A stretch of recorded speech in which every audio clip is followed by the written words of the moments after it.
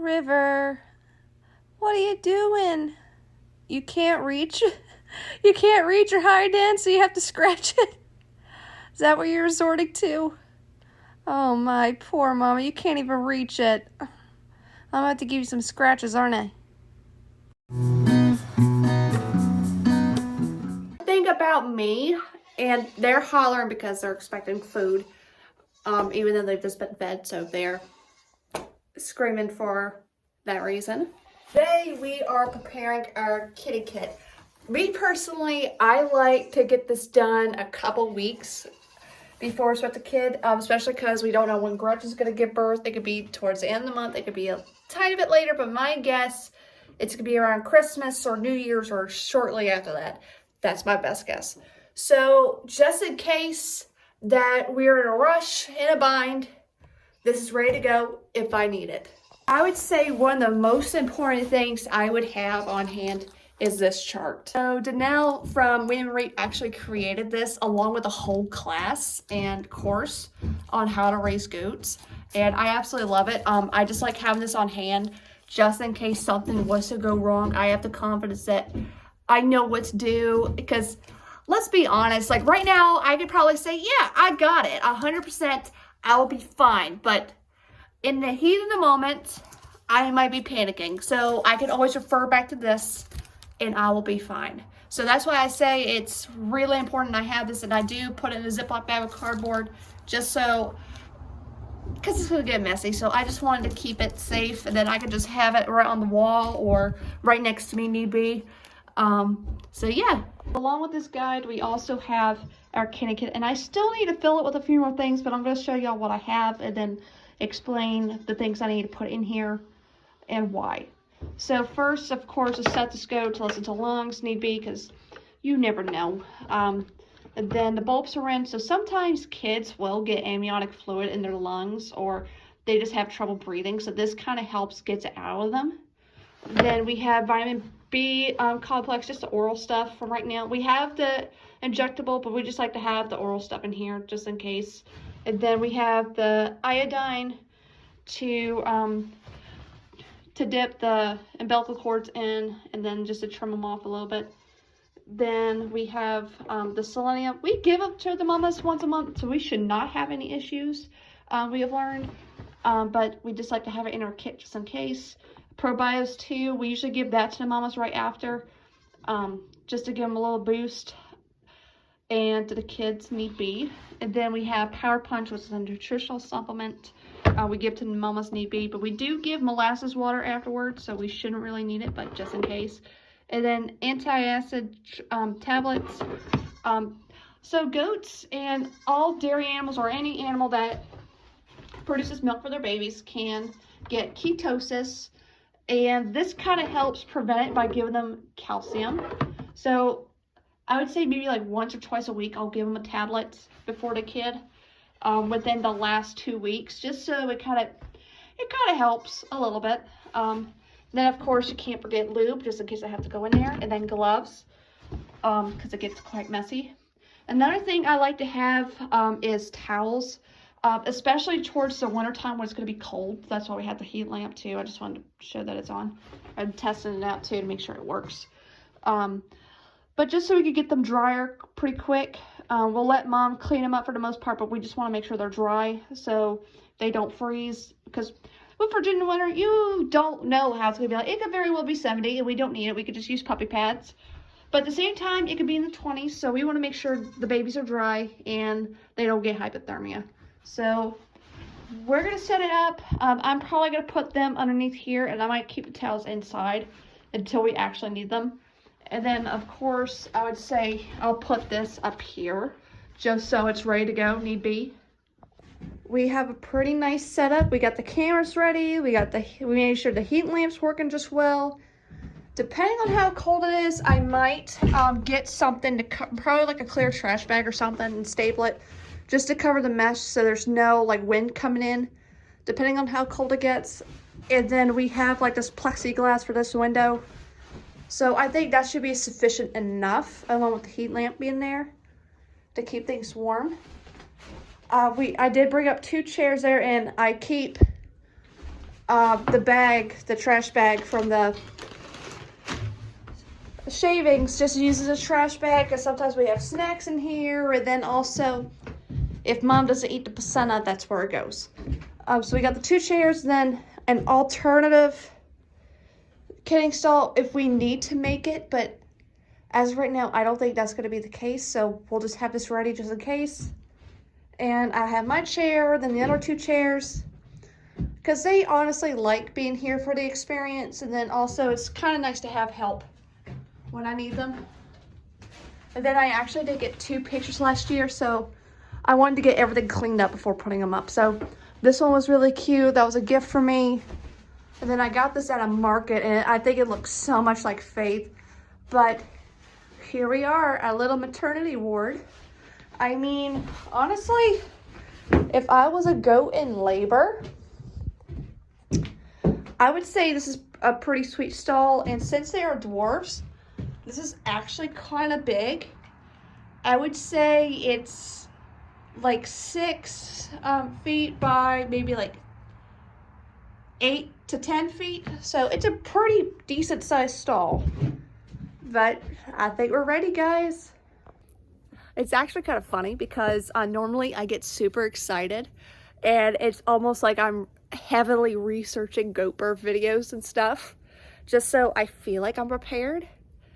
But this year I feel a bit more calm about it, like I know what I'm doing.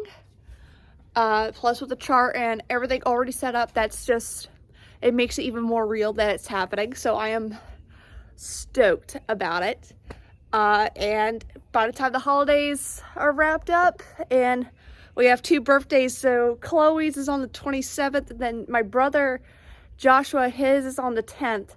So right around then and possibly after, we're going to be rocking and rolling with kidding season, so I am excited. Okay, now let's do a bump check on everybody.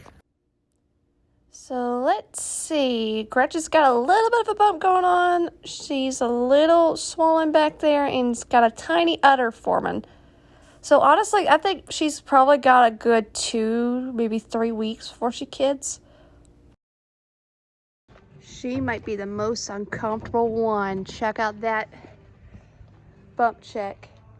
All the babies are on this side. I know, Mama. You only got a little bit more to go. You're 3rd, and you're due on January 28th. But she is not comfy. But I bet these scratches feel good, don't they? Saw a leaf fall. Oh, Mama. You got a little bit going on, but I tell you one thing, you're uncomfortable because of all the tufts of fur hanging out. But oh, you like that? Did I get a good spot? Oh yeah. Did I get a spot you can't reach? Oh yeah, they all love the booty scratches. Especially when they're this pregnant. Oh, that feel good.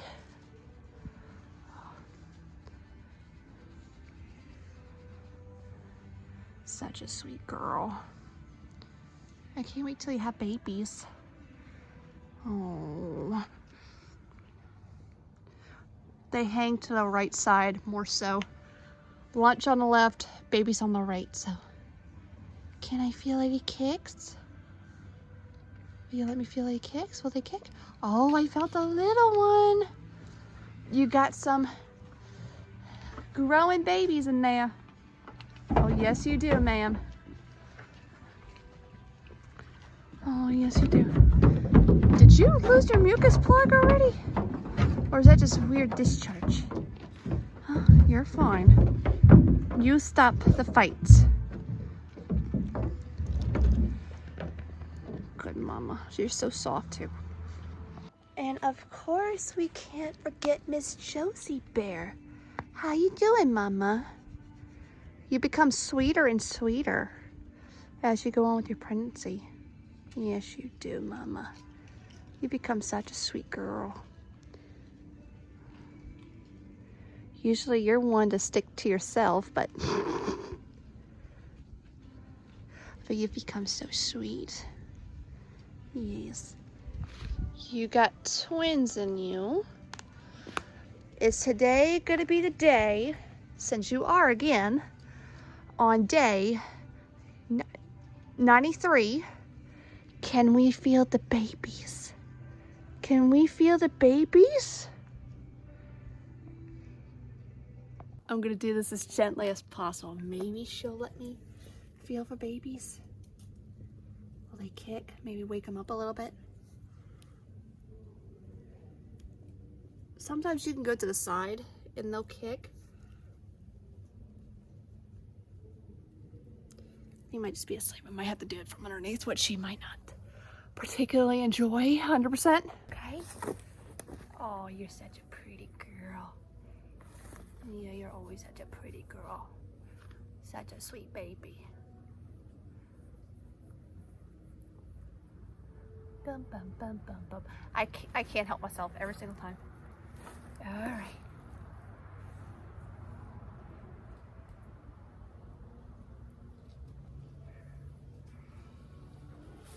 Oh, I knew you were not gonna like that.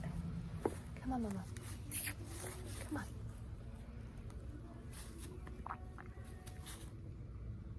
Oh.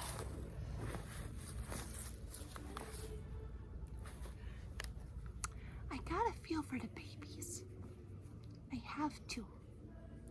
Make sure they're alive and well and kicking, which I'm pretty sure you do not want. Is that right? You want them to stay asleep? Oh, you want them to stay asleep. All right, I'll try to go gentle, okay?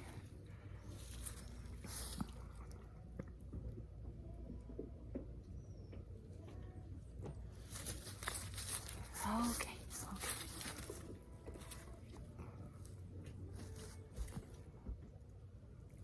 They don't want to wake up yet, do they? Well, we'll check you later, okay? Thank you, Mama. Mwah. Thank you, Mama. You do get a treat for behaving. You like that? Yeah. Was that good? And can we get a belly check with you, Miss Tilly? You're at 68 days of gestation. You're due March 4th. How do you feel? Well, they're not too big just yet. Guys, I just packaged my biggest order of soap. So this is actually for a good friend of mine. She's been a loyal customer for so long. We actually became friends doing this. But look at the girth on this thing. It is so big. It literally weighs a little over 4 pounds. And she ordered 17 bars of soap from me. I believe she's giving them as Christmas gifts. They're perfect for stocking stuffers. So definitely pre-order and get some while they last. Shipping is available, but I am so excited to get this out to her. Hey guys, thank you so much for watching today's video. If you haven't already, please do subscribe, and we'll see you next time.